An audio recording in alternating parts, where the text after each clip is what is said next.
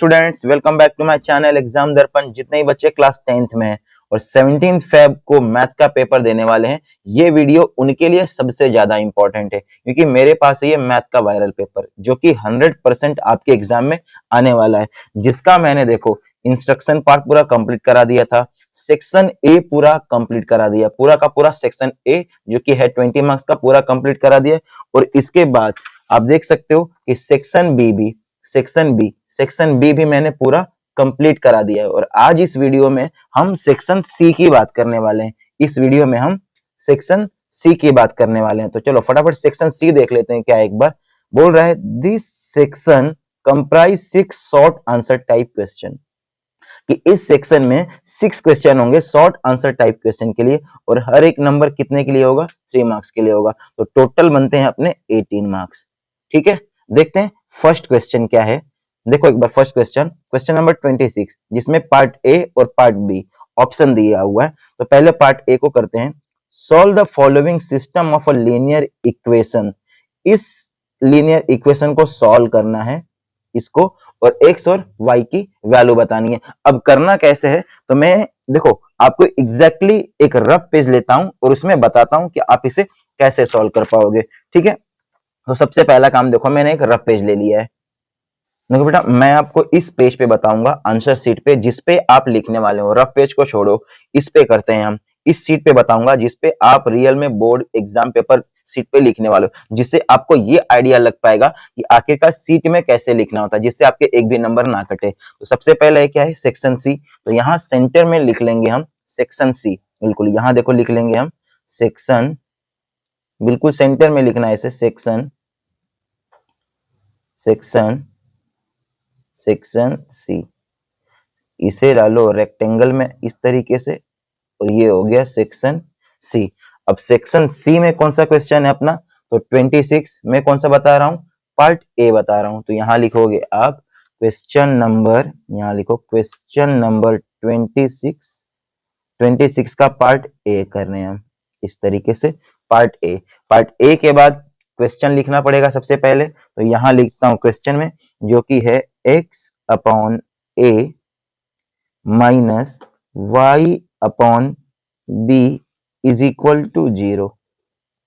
दूसरी इक्वेशन दी हुई है, ठीक है, ऐसे ही लिखना आप, a x plus b y is equal to a square plus b square. इसे हमें सॉल्व करना है। तो आप सॉल्व करोगे कैसे? बिल्कुल ऐसे ही लिखना है, इसके बाद सॉल्यूशन स्टार्ट करना है। यहां आप देख पा रहे हो, तो मैं क्या करता हूं, यहाँ इस माइनस का जो है y अपॉन बी इधर ट्रांसफर कर दूंगा तो प्लस का हो जाएगा। तो ये वैल्यू आती है x upon a is equal to y upon b. Okay, cross multiply करता हूं तो y का b का मल्टीप्लाई x के साथ हो जाएगा। ये हो गया x b is equal to a का मल्टीप्लाई y के साथ a y। यहां से मैं क्या करता हूं, ट्रांसफर करके x की वैल्यू फाइंड कर लेता हूं। तो ये मल्टीप्लाई का है, ट्रांसफर होके डिवाइड का हो जाएगा। तो देखना क्या हो जाएगी, x की वैल्यू हो जाएगी x is equal to a y upon में b। ये निकल गई है अपनी x की वैल्यू। इसे आप क्या कर लो, इसे आप इक्वेशन 1 कर लो, यहां इसे कर लो आप इक्वेशन 2। और जब इसे सॉल्व किया है तो x की वैल्यू आ गई है, इसे कर लो इक्वेशन 3। अब यहां मैं लिखता हूं आगे वाले पार्ट में, इसको आप 2 पार्ट में यहां बांट लेना ताकि ज्यादा पेज यूज ना होगा आपका। इस तरह कर लिया हमने। यहां लिखूंगा पुट द वैल्यू ऑफ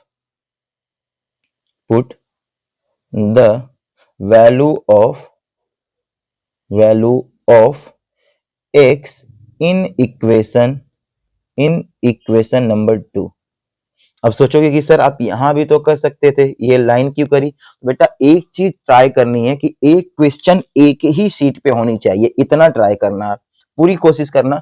हो पाए तो अच्छा है, ना हो पाए तो चलो वो बात की बात है, पर ऐसे इसलिए कर लिया कि एक क्वेश्चन एक शीट पे आनी चाहिए। एक्स की वैल्यू पुट करता हूं ये, तो यहां हो गया ए मल्टीप्लाई में एक्स की वैल्यू है ए वाई अपॉन बी प्लस, इसको तो ऐसे ही लिख लूंगा मैं, x की वैल्यू पुट करने के बाद b y is equal to a square plus b square, multiply होगा ऊपर तो ये हो गया a square y upon b plus b upon y, b के अपॉन में 1 रखूंगा और एलसीएम ले लूंगा, इसे ऐसे लिख लेता हूँ ए स्क्वायर और बी स्क्वायर, तो 1 का मल्टीप्लाई इसके साथ होगा तो ये हो गया a square Y plus B का होगा यहाँ, ये आ गया बी स्क्वायर अपॉन में वाई, ये हो गया बी का 1 के साथ होगा तो ये आ जाएगा b is equal to a square plus b square. यहाँ देख पा रहे हो y और y कॉमन है तो y को साइड कर लूंगा मैं, ये हो गया a square plus b square bracket close upon में 1 is equal to a square plus b square, upon में 1 लिख लूं तो भी कोई दिक्कत नहीं है और ये पार्ट इससे क्या हो जाएगा, कैंसल आउट हो जाएगा। तो क्या मिलता है मुझे, y अपॉन में 1 इज इक्वल टू 1 अपॉन 1, यहाँ क्रॉस मल्टीप्लाई करूंगा तो मुझे मिलती है y की वैल्यू 1, y की वैल्यू हो गई 1, इसे लिखूंगा आंसर। ठीक है, y की वैल्यू क्या हो गई, 1 हो गई।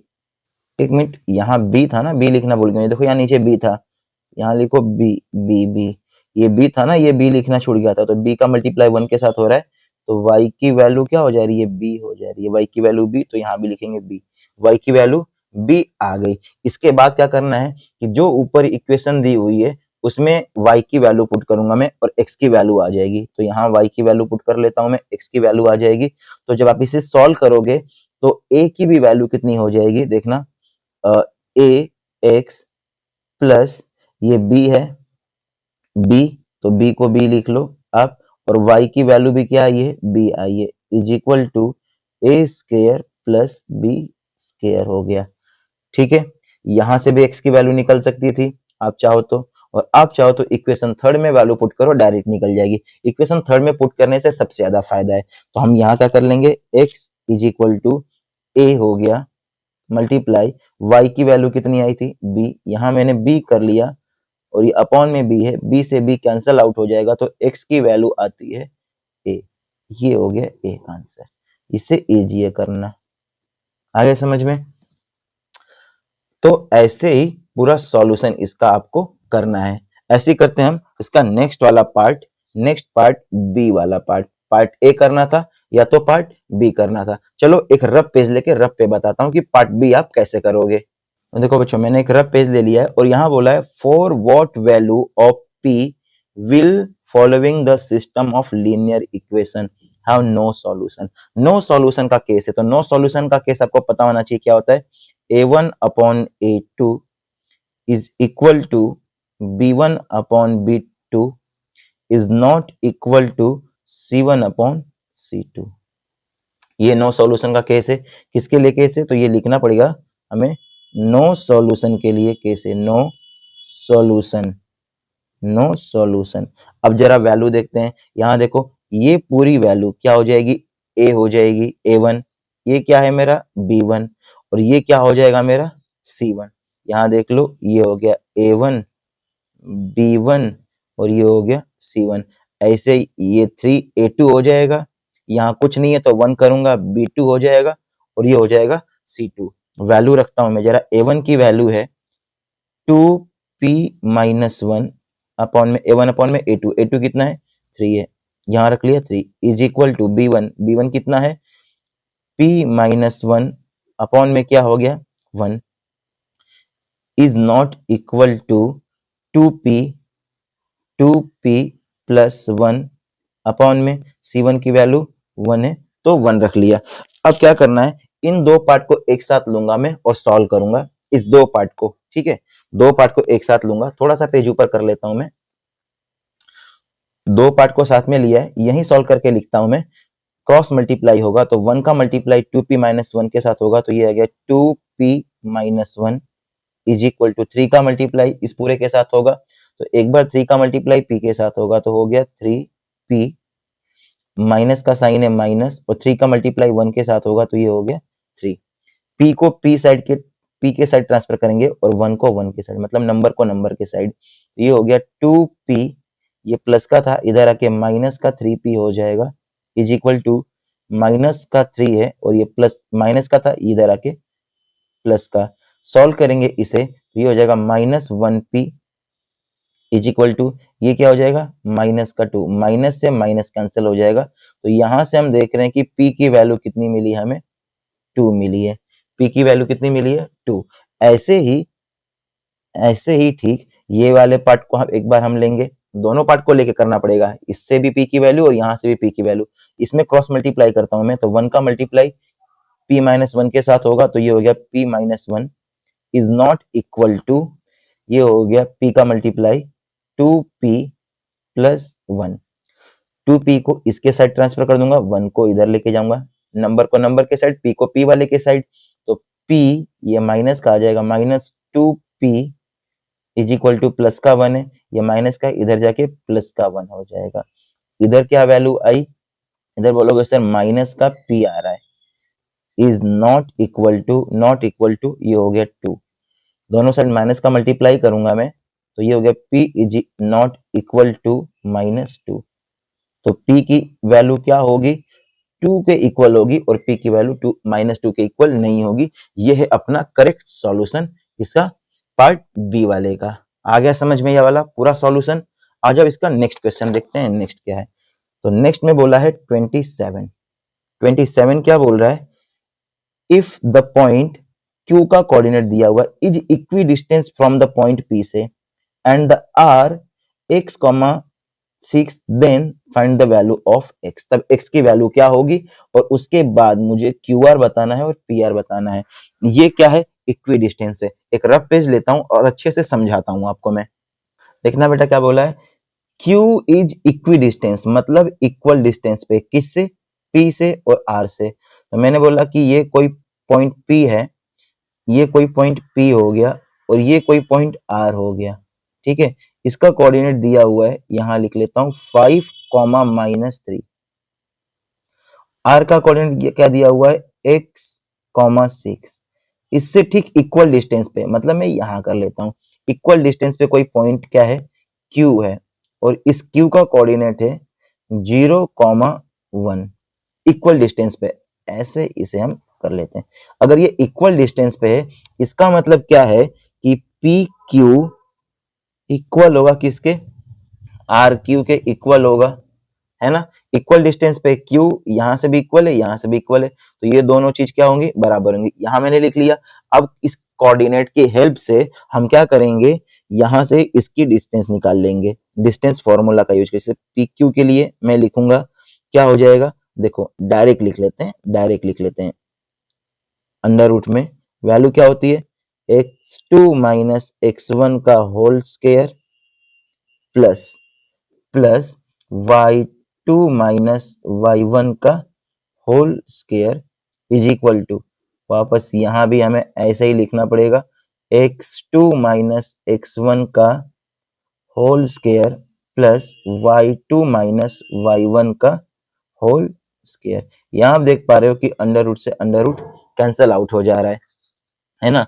आपने देखा कि अंडर रूट से अंडर रूट कैंसिल हो गया, बचा क्या है, वैल्यू पुट करके लिखता हूं मैं एक बार। इसे किया मैंने x1 y1 x2 y2 x1 y1 x2 y2, क्या लिखा x2 minus x1, x2 minus x1 मतलब 0 में से 5 माइनस करना है, तो कितना बचेगा 5, 5 का square plus y2 minus y1। एक चीज ध्यान रखना, मैंने बोला कि अगर एक वैल्यू प्लस की हो और एक माइनस की हो तो हमेशा हम प्लस करते हैं, तो 1 प्लस 3 कितना हो जाएगा 4, और ये हो गया 4 का स्क्वायर।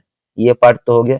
इधर वाला करते हैं, इसको कर लो x1 y1 और x2 y2 तो है ही है, x2 minus x1, x2 minus x1 मतलब 0 में से x माइनस करना है, तो ये हो गया x का square plus y2 minus y1, minus का हो या प्लस का हो कोई फर्क नहीं पड़ता है। इस फॉर्मूले में हमेशा वैल्यू आपको प्लस की ही मिलती है। अगर मैं 1 में से जैसे 1 में से 6 माइनस करूं तो आप बोलो सर माइनस का 5 आएगा, अगर माइनस का 5 का स्क्वायर करूं तो 25 ही तो आएगा, मतलब एटलीस्ट वैल्यू तो क्या हो गई पॉजिटिव ही हुई ना। तो यहाँ लिख लूंगा मैं, क्या बचा अपना 5, तो 5 का स्क्वायर। सॉल्व करेंगे इसे हम, ये हो गया 25 plus 16 is equal to x का स्क्वायर प्लस 25। दिमाग लगा के 25 को 25 से कैंसिल मत कर देना ऐसे। कई बार एग्जाम में बच्चे गलती कर ही देते हैं कि यहाँ भी 25 है, यहाँ भी 25 है और हो गया कैंसिल। नहीं, वैसी गलती बिल्कुल नहीं करना है तुम्हें। तो यहाँ क्या कर लेंगे, इससे तो सबसे पहले मैं ऐड कर लूंगा, ठीक है, ऐड कर लूंगा। चलो एक चीज पहले से ट्रांसफर ही कर लेता हूँ यहाँ में इस तरीके से। तो ये प्लस का था, आके माइनस का हो जाएगा। तो 25 plus 16 minus 25 is equal to x का स्क्वायर। अब देख पा रहे हो ये कैंसिल हो गया, तो यहाँ x की value x square is equal to हो गया 16 और x की वैल्यू अगर मैं फाइंड करूंगा तो अंडर रूट में हो गई 16 और x की वैल्यू मुझे मिलेगी प्लस माइनस 4। ये ध्यान रखना है, x की वैल्यू क्या मिलेगी मुझे, प्लस माइनस 4। सबसे पहले क्वेश्चन में क्या पूछा था कि x की वैल्यू क्या होगी, x की वैल्यू क्या होगी, तो r का कोऑर्डिनेट लिखना है। तो r का कोऑर्डिनेट है x, 6। तो यहां लिखूंगा मैं पहला आंसर जो होगा मेरा r का कोऑर्डिनेट, r का कोऑर्डिनेट क्या मैं बोलूंगा, r का कोऑर्डिनेट हो गया 4, 6 और r का कोऑर्डिनेट हो जाएगा -4, 6। दोनों लिखना पड़ेगा, ध्यान देना है, एक बार प्लस लेके और एक बार माइनस लेके। ये तो कोऑर्डिनेट हो गया। इसके बाद और क्वेश्चन पूछा है कि क्यू आर क्या होगा और पी आर की वैल्यू क्या होगी, इनके बीच की डिस्टेंस क्या होगी ये भी बताना है। इसको भी देखते हैं, किसकी पूछ रहा है, क्यू आर और पी आर की। तो यहां मैं लिख लूंगा, एक बार देखो जरा, क्यू आर पूछ रहा है, क्यू आर की डिस्टेंस क्या होगी और पी आर की क्या होगी। तो क्यू का कोऑर्डिनेट आपको पता लग गया, आर का कोऑर्डिनेट भी पता लग गया आपको, और यहाँ भी आर का कोऑर्डिनेट पता है और पी का कोऑर्डिनेट भी आपको पता है। तो आर का कोऑर्डिनेट एक बार ये रखोगे आप और एक बार आप ये रखोगे। तो जब आर की वैल्यू, सुनना, जब यहाँ एक्स की वैल्यू, अगर एक्स की वैल्यू आप 4 रखते हो तो आंसर क्यू आर का आएगा। आप इसे सॉल्व करोगे, क्यू आर का आंसर जो आएगा वो हो जाएगा अंडर रूट में 41, ठीक है। और पी आर की वैल्यू जो है वो हो जाएगी अंडर रूट में 82, ठीक है, जब x की वैल्यू 4 रखोगे। और जब आप ये वाले में रखोगे, दोनों में रख के करना पड़ेगा, नहीं तो नंबर नहीं मिलेंगे, पूरे नंबर कट जाएंगे फिर तुम्हारे। जब x की वैल्यू -4 रखोगे, मैं आगे से बता रहा हूँ, अगर तुम्हें लग रहा है कि यहाँ सिर्फ प्लस लेके मैंने सॉल्व कर दिया तो 2 नंबर पक्के कट जाएंगे, सिर्फ 2 नंबर तुमको मिलेंगे या फिर उससे कम ही मिलेंगे। तो जब x की वैल्यू -4 मैंने रखा तो q की r वैल्यू मुझे मिलेगी, मुझे मिल जाएगी, इस केस में भी 41 ही मिलेगी, सेम ही मिलेगी मुझे। पर पी आर की वैल्यू चेंज हो जाएगी, पी आर की वैल्यू क्या हो जाएगी, अंडर रूट में 162 आएगी, जिसे आप लिख सकते हो 9 अंडर रूट में 2। तो ये अपना फुल एंड फाइनल आंसर हो जाएगा। ये x की वैल्यू निकालने के बाद क्यू आर एक्स की वैल्यू 4 रखने पे और पी आर एक्स की वैल्यू -4 रखने पे, एक बार +4 पे और एक बार -4 पे रख के हम सॉल्व करेंगे। नेक्स्ट करते हैं क्वेश्चन हम। नेक्स्ट क्वेश्चन क्या है, 28 में बोला है sine theta -2 sine cube theta upon में 2 cos cube theta minus cos theta is equal to tan theta proof करना है। करेंगे कैसे, आ जाओ, एक रफ पेज लेके आपको बताता हूं मैं। जैसा क्वेश्चन है, यहाँ भी साइन थीटा है, यहाँ भी साइन क्यूब थीटा है, मतलब मुझे साइन कॉमन दिख रहा है, तो मैं यहाँ से कॉमन कर लूंगा। साइन थीटा मैंने क्या कर लिया, कॉमन कर लिया, तो बचेगा 1 माइनस कुछ नहीं है तो 1, और ये 2 यहाँ हो गया sign square theta, bracket close किया, अपॉन में यहाँ भी कॉस कॉमन हो रहा है, तो यहाँ बोलूंगा मैं कॉस थीटा अपॉन में ये 2 बचेगा, 2 कॉस स्क्वायर थीटा -1 और ये हो गया ब्रैकेट क्लोज। अब यहाँ क्या कर सकते हैं हम, अब यहाँ क्या कर सकते हैं, तो देखो यहाँ कुछ नहीं हो रहा है, यहाँ इस वाले पार्ट में इसका फॉर्मूला हमें पता है, तो इसका फॉर्मूला लिख लेंगे, आइडेंटिटी आपको पता है ना, cos square theta is equal to क्या होता है, 1 माइनस साइन स्क्वायर थीटा। ये आइडेंटिटी हम यूज करने वाले हैं। तो यहाँ लिखूंगा मैं साइन थीटा अपॉन में 1 minus 2 sign square theta upon cos theta है, कॉस थीटा को कॉस थीटा ही लिखूंगा मैं, कॉस थीटा, बड़ा ब्रैकेट लगाता हूं, यहाँ हो गया 2 को एज इट इज रखा, इसको मैंने लिखा है कॉस स्क्वायर थीटा को 1 माइनस साइन स्क्वायर थीटा, यहाँ हो गया 1 minus sine square theta, bracket लगाने से चीजें अलग अलग दिखने लगती हैं, -1 और ये हो गया बड़ा ब्रैकेट क्लोज। अब देख सकते हो आप ये 2 का मल्टीप्लाई अंदर हो जाएगा, तो ऐसे ही ऊपर वाले पार्ट को लिख लेते हैं हम। ये हो गया साइन थीटा ब्रैकेट में 1 minus 2 sign square theta bracket close.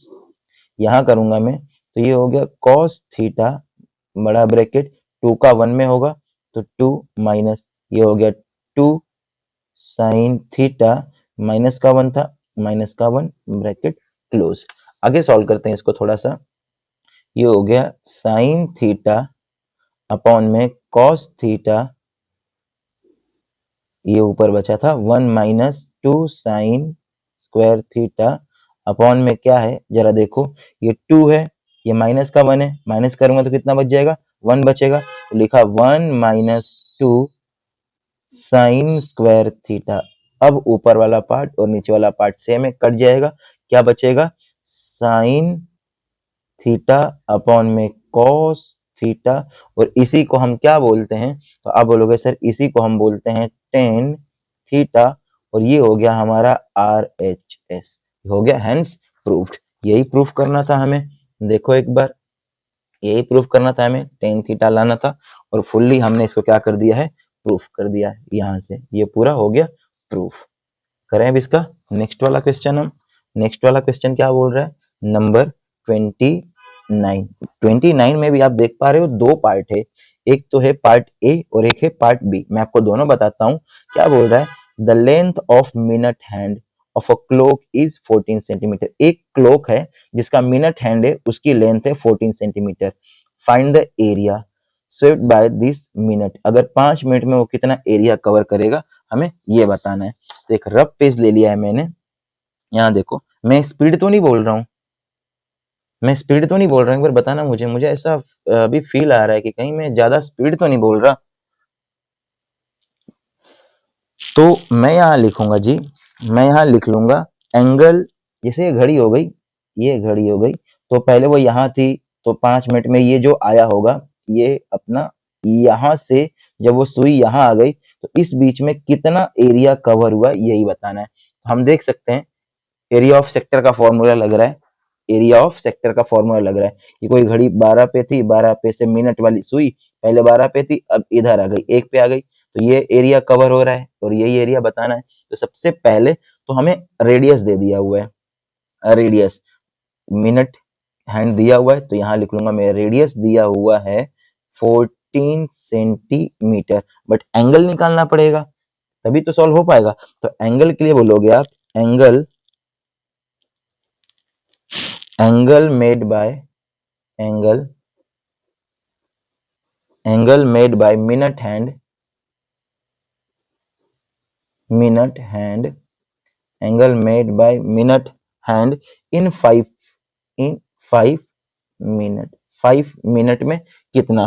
तो टोटल एंगल आप बोलोगे कि एक सर्कल में घड़ी गोली होती है तो 360 होता है, तो 1 आवर में कितने मिनट होंगे, तो 60 होंगे, और हमें कितने में निकालना है, तो 5 में, तो 5 का मल्टीप्लाई किया, 0 से 0 कैंसिल हो जाता है, 6 1 जा 6, 6 6 जा 36, और ये आता है 6 मल्टीप्लाई 5। इसको सॉल्व करेंगे तो एंगल हो जाएगा अपना 30 डिग्री का एंगल हो गया, 30 डिग्री का। 5 मिनट में कितने का एंगल बनेगा, 30 डिग्री का बनेगा। तो अब हम रखेंगे एरिया ऑफ सेक्टर का फॉर्मूला, एरिया ऑफ सेक्टर से, area of sector, area of sector क्यों, क्योंकि ये वाला ही तो एरिया निकालना है। तो फॉर्मूला क्या होता है, theta upon 360 multiply pi r square. Value put करता हूँ, ये हो गया 30 अपॉन में हो गया 360 मल्टीप्लाई बाई पाई की वैल्यू 22 अपॉन 7 और आर की वैल्यू है 14, तो 2 बार रख लूंगा मैं 14।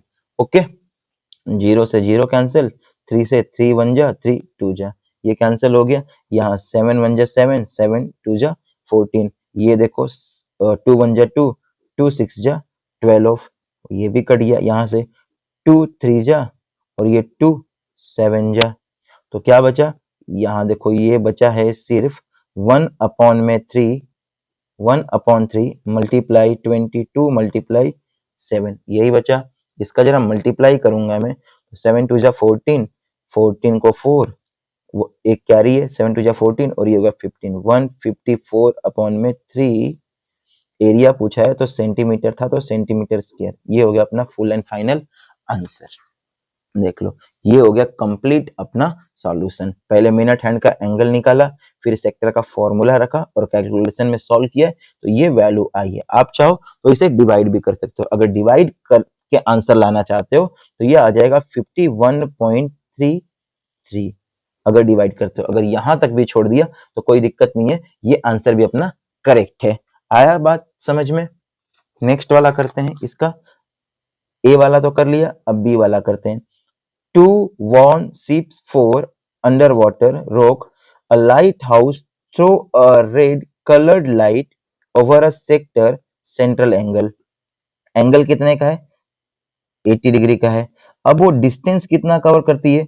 16.5 kilometre. Find the area of sector of the sea. बोल रहा है कि पानी में एक लाइट हाउस है, लाइट हाउस का जो एंगल बनता है कुछ इस तरीके से, देखो ऐसे कुछ इस तरीके से लाइट का जो एंगल बनता है कुछ यहाँ ऐसे ऐसे इतने दूर बनता है। तो ये दिया हुआ है, तो ये एंगल दिया हुआ है और ये डिस्टेंस दी हुई है। टोटल डिस्टेंस का मतलब क्या दे दिया है? रेडियस दे दिया है। डिस्टेंस कितना है? 16.5, 16.5, एंगल कितना है? 80 का। तो ये टोटल एरिया कितना कवर हुआ है ये बताना है। तो इसमें भी फॉर्मूला कौन सा लगेगा? एरिया ऑफ सेक्टर वाला। आ जाओ करके बताता हूँ कैसे करोगे आप। तो इसमें भी एरिया ऑफ सेक्टर का फॉर्मूला जाएगा। एरिया इज इक्वल टू क्या होता है? Theta upon 360 multiply pi r square. Area is equal to theta बोला है 80, यहाँ रखो 80 अपॉन में क्या हो जाएगा? 360 मल्टीप्लाइड में 22 अपॉन 7 मल्टीप्लाई में आर, आर की वैल्यू 16.5, ये हो गया 16.5 मल्टीप्लाई 16.5। इसे भी आप पूरा कंप्लीट क्या कर लोगे? सॉल्व कर लोगे। सिर्फ कैलकुलेशन तो बची है, तो इसे भी आप पूरा सॉल्व कर लोगे। और सॉल्व करने के बाद जो एरिया आपको मिलेगा वो हो जाएगा 1331/7। ओके, अगर यहां तक भी आप लिख देते हो तो सही है, नहीं अगर आप डिवाइड करना चाहते हो इससे कि पूरा डिवाइड करके कितना आंसर आएगा, आप बोलोगे 190.14। अच्छा किलोमीटर में था, किलोमीटर में तो ये हुआ किलोमीटर स्क्वायर। किलोमीटर दिया हुआ है ना, तो यहाँ भी लिख लेंगे हम किलोमीटर स्क्वायर। यूनिट का खास ध्यान रखना है, वरना यूनिट में ही नंबर कट जाते हैं फिर बच्चों के, है ना। ये हो गया, बस इसे कैलकुलेट करना है आपको। ऐसे हम करते हैं नेक्स्ट वाला क्वेश्चन। नेक्स्ट क्वेश्चन क्या है? Question number 30। 30 में क्या बोल रहा है? ये टेबल को देखो, 110 स्टूडेंट है। फाइंड क्या करना है? Find the model of the class. Model find करना है। मॉडल का मतलब मोड फाइंड करना है।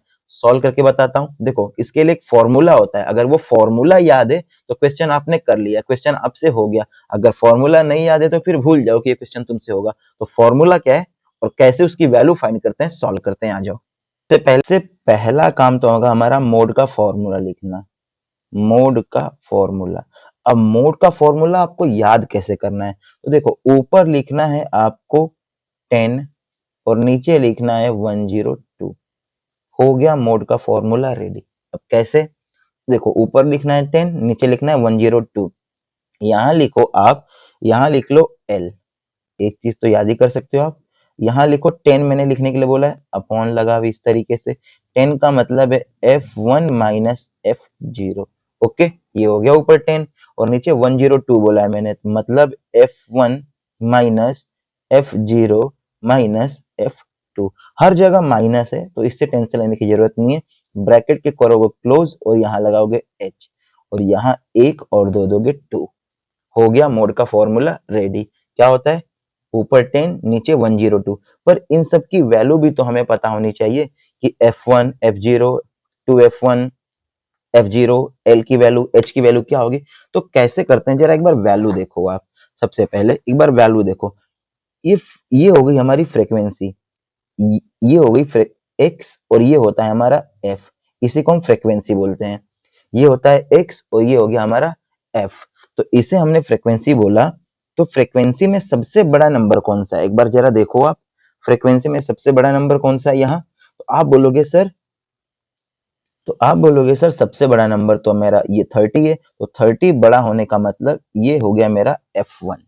क्या हो गया मेरा F1 हो गया, और इसके दूसरी साइड एक कम करूंगा तो ये हो गया F0, और इस साइड एक प्लस करूंगा तो ये हो गया F2। अब बात आती है सर एल किसको ले हम, तो एल का मतलब है लोअर क्लास, तो इसी सेक्शन में आप एस में देखो, इसमें देखो, तो इसे हम बोलते हैं लोअर लिमिट और इसे बोलते हैं अपर लिमिट। तो इसके अकॉर्डिंग एल की वैल्यू क्या हो गई अपनी 60 हो गई, एल की वैल्यू क्या हो गई 60 हो गई। एच क्या होता है, तो एच का मतलब है क्लास इंटरवल, किसी भी दो नंबर के बीच का डिफरेंस देख लोगे, डिफरेंस कितना आ रहा है 20, यहाँ भी कितना है 20, मतलब एच की वैल्यू कितनी हो गई 20। अब तो वैल्यू क्या करनी है, सिर्फ और सिर्फ पुट करनी है ना। तो चलो फटाफट पुट करता हूँ वैल्यू एक बार में। देखो बेटा इसे मैं पुट करता हूँ, यहाँ लिख लेता हूँ मोड, यहाँ लिख लिया मैंने मोड, और एल की वैल्यू कितनी है, एल की वैल्यू है 40, तो ये हो गया 40 प्लस। एक चीज ध्यान रखना, आंसर जो भी आने वाला होगा अपना, ये क्लास इंटरवल आने का मतलब है कि आंसर जो भी आएगा इसी के बीच आएगा। ध्यान रखना आंसर 40 से कम नहीं होना चाहिए और 60 से ज्यादा नहीं होना चाहिए, आंसर वो आएगा ही नहीं, ज्यादा होने वाली तो बात ही कुछ है। और F1 माइनस F0, F1 कितना है 30, F0 कितना है, तो आप बोलोगे सर जी 25 लिखो आप, यहाँ हो गया 2 मल्टीप्लाई में F1 कितना है बेटा, आप बोलोगे सर जी 30 लिख लो।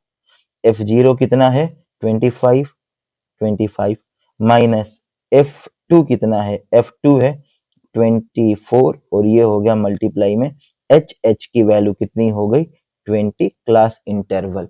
बस अब इसे करना है हमें सॉल्व, और यहाँ सॉल्व करते वक्त एक गलती कभी नहीं करना है जो बच्चा कर देता है। हमें क्या करना है, पहले इस पार्ट को मैं कंप्लीटली सॉल्व कर लूंगा, जो भी आएगा 40 में प्लस कर दूंगा, ये नहीं कि हाँ एलसीएम लेके सॉल्व करने लग गया, ऐसी गलती भूल के भी नहीं करना है अपन को। ये हो गया 40 प्लस, ऊपर बचा है 5, नीचे सॉल्व करेंगे, ये हो गया 60, 60 माइनस इसे ऐड कर लेंगे 25, 25 होता है 50, 50 में से ये एक कम है, तो यहाँ हम बोलेंगे कि ये आ जाएगा 49 मल्टीप्लाई में हो गया 20। इसे कंप्लीट सॉल्व करना है, तो यहाँ सॉल्व करते हैं 40 प्लस 5 अपॉन में, तो यहाँ बच जाएगा 11, और ये हो गया मल्टीप्लाई का 20। ओके 20 का ऊपर मल्टीप्लाई कर देते हैं, तो ये हो गया 40 प्लस 5 टू जा 10, 10 को मतलब 100 हो गया, 100 अपॉन में 11, डिवाइड करूंगा इसे मैं, तो डिवाइड करके आ जाएगा 40 प्लस 11 9 जा, और वापस से 11 1 जा 9.1, और टोटली प्लस करूंगा तो 49.1, और इसको लिखेंगे हम यूनिट। क्या लिखेंगे हम यूनिट। ये हो गया अपना फुल एंड फाइनल इसका सॉल्यूशन। आ गई बात समझ में। पहले तो फॉर्मूला लिखा, इस तरीके से याद किया, और फिर वैल्यू पुट की, और ये हो गया आंसर। ये लिखना बहुत जरूरी है यूनिट। लास्ट वाला क्वेश्चन देखते हैं क्या है।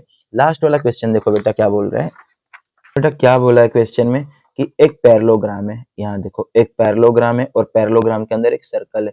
तो यहाँ मैं बना लेता हूँ एक पैरेललोग्राम, दिख रहा है आपको। चलो यहाँ मैंने कर लिया एक पैरेललोग्राम इस तरीके से, ये हो गया अपना पैरेललोग्राम। अब इस पैरेललोग्राम के अंदर एक सर्कल है इस तरीके से, आप थोड़ा अच्छे से बना लेना, मेरी ड्राइंग अच्छी नहीं है ना। ए बी सी और ये हो गया डी, ये जहां टच कर रहा है इसका भी नाम देते हैं हम पी क्यू आर, और ये हो गया एस। ओके तो अब प्रूफ करना है कि एक रोम्बस है। अगर सोचो बेटा ये एक पैरेललोग्राम है तो इसकी अपोजिट साइड इक्वल होनी चाहिए, क्योंकि opposite sides are equal in parallelogram, तो ए बी इक्वल होगा डीसी के। ऐसे ही एडी एडी एडी की अपोजिट साइड कौन है बीसी, ये भी इक्वल होगा। अब हमें रोम्बस प्रूफ करना है, तो ये साइड आपस में बराबर है अपोजिट साइड। अगर इन दोनों को मैं बराबर कर दूं, या इन दोनों को बराबर कर दूं, या किसी भी एडजेसेंट साइड को बराबर कर दूं तो काम हो जाएगा। तो करना क्या है, देखो ये जो पॉइंट ए है, ए से एक टेंजेंट जा रहा है जो पी पे टच हो रहा है, ए पी एक टेंजेंट है और ए एस एक टेंजेंट है, ये दोनों इक्वल होंगे। ऐसे ये भी टेंजेंट है बी से, इक्वल होगा, ये भी टेंजेंट है, ये भी इक्वल होगा, ये भी इक्वल होगा, ये भी इक्वल होगा, है ना। तो यही टेंजेंट वाला रूल अपन को फॉलो करना है। तो यहाँ मैं कर लूंगा, देखो यहाँ लिखूंगा मैं ये जो हॉरिजॉन्टल वाला है तो हॉरिजॉन्टल साइड लिखूंगा, इसको ध्यान रखना वरना गलत हो जाएगा।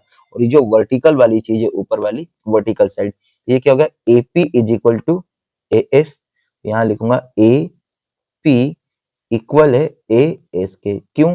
Tangent from tangent tangent from point A, tangent है पॉइंट ए से। ऐसे ही बी से BP इक्वल होगा BQ के, यहाँ लिखूंगा BP इक्वल होगा BQ के। क्यों? Tangent from point B. ऐसे ही सी की बात करते हैं, CR इक्वल टू CQ हो जाएगा, यहाँ लिखूंगा CR इक्वल है CQ के। क्यों? Tangent from point C। D से DR upon DS, DR equal to DS upon बोल रहा हूं मैं, ठीक है, ये हो गया। क्यों? क्योंकि पॉइंट D से, ये ध्यान रखना, horizontal side horizontal, vertical side vertical. इसको मैं क्या करूंगा बेटा, ये इक्वेशन 1 हो गया, इक्वेशन 2 हो गया, इक्वेशन 3 हो गया और ये इक्वेशन 4 हो गया, है ना। चारों इक्वेशन को ऐड कर लूंगा, क्या कर लूंगा, फ्रॉम, यहां लिख लूंगा मैं from equation 1 plus 2 plus 3 plus 4, ये सारे इक्वेशन है। तो यहां देख पा रहे हो, सबको ऐड करूंगा तो ये हो गया AP plus BP plus CR plus DR is equal to AS, इधर वाली साइड को प्लस कर रहा हूं, AS plus BQ plus CQ plus DS। देखते हैं क्या बनता है। अगर इन दोनों को ऐड करता हूं, AP plus BP, AP plus BP, मतलब इसको पूरा मैं AB लिख सकता हूं, है ना। A से P तक, B से P तक, तो पूरा AB हो जाएगा। CR is equal to DR, CR is equal to DR, ये क्या हो जाएगा, DC हो जाएगा, इज इक्वल टू। ऐसे ही अगर मैं बोलूं AS और ये रहा DS वाला, AS और DS को क्या लिखूंगा मैं, ASDS, AD बोलूंगा मैं, तो ये हो गया AD। BQCQ, BQCQ क्या हो जाएगा, BC हो जाएगा। ओके, अब मैंने बोला कि AB जो है DC के बराबर है, तो यहां भी मैं लिख सकता हूं AB प्लस, और DC को AB भी लिख सकता हूं AB। क्यों? क्योंकि पैरेललोग्राम था।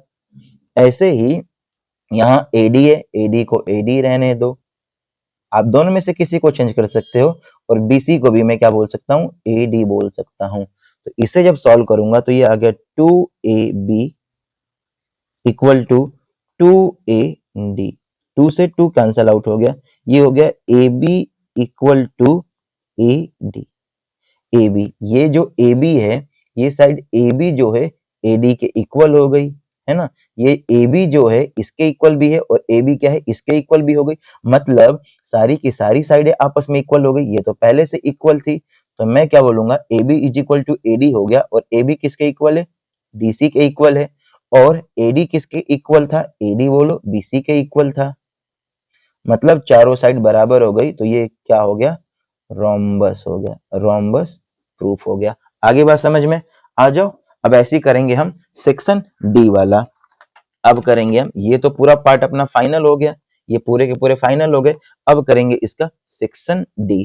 सेक्शन D में बच्चों देखो क्या बोला था, सेक्शन D में this section comprise 4 long answer type question. इसमें 4 लॉन्ग आंसर टाइप क्वेश्चन होंगे, जो हर एक क्वेश्चन कितने नंबर के लिए होगा, 5 नंबर के लिए होगा, और कितने नंबर के लिए टोटल होगा, 20 मार्क्स के लिए। तो ये भी आप 20 अपने पूरे पक्के करते हुए जाओ।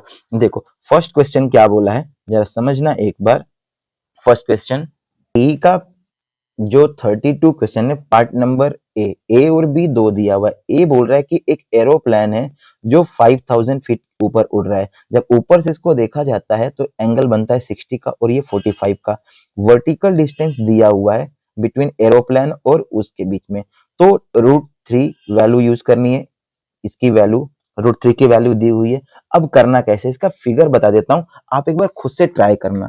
देखो क्वेश्चन साफ साफ क्या बोल रहा है कि जैसे एक ऊपर 5000 फीट ऊपर, ये हो गया 5000 हाइट के ऊपर एक एरोप्लेन उड़ रही है, जब ऊपर से वो नीचे देखती है इस तरीके से ग्राउंड पर, तो ग्राउंड के साथ जो एंगल बनता है वो है 60 डिग्री का।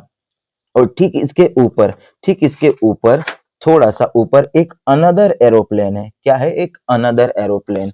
तो अनदर एरोप्लेन का जरा केस समझते हैं, वो क्या है देखना। एक अनदर एरोप्लेन, एक और एरोप्लेन है, तो यहां से मैंने किया एक और एरोप्लेन हो गई। तो ये टोटल एंगल तो 65 का है, और ये जो एंगल है, ये वाला एंगल, ये एंगल दिया है आपको 45 का। तो ये टोटल हाइट हो गई यहां से लेके यहां तक 5000, और ये जो हाइट दी हुई है, ये हाइट आपको पता करनी है। कर सकते हो इसे आप, बिल्कुल ठीक है, कर सकते हो इसे आप। ऐसे ही इसका बी वाला पार्ट, टीवी टावर है, एक टीवी टावर है जो ऊपर कैनल लगा हुआ है। इसका भी फिगर बताता हूं आपको, और आप खुद से ट्राई करके देखना। इसका फिगर देखो, इस कैनल को दो एंगल से देखा जाता है। ये हो गया आपका कैनल इस तरीके से, ये अपोजिट साइड में हो गया। जब दो साइड से देखा जाता है, तो जब पहली बार देखता है तो एंगल बनता है 60 का, दूसरी बार में कितना बनता है 30 का। ये एच आपको फाइंड करनी है। इसको आप क्या कर लोगे, x ये भी फाइंड करना है, और ये डिस्टेंस आपको दी हुई है जो कि 20 है। इसे भी आप कर लोगे, पार्ट ए और पार्ट बी दोनों।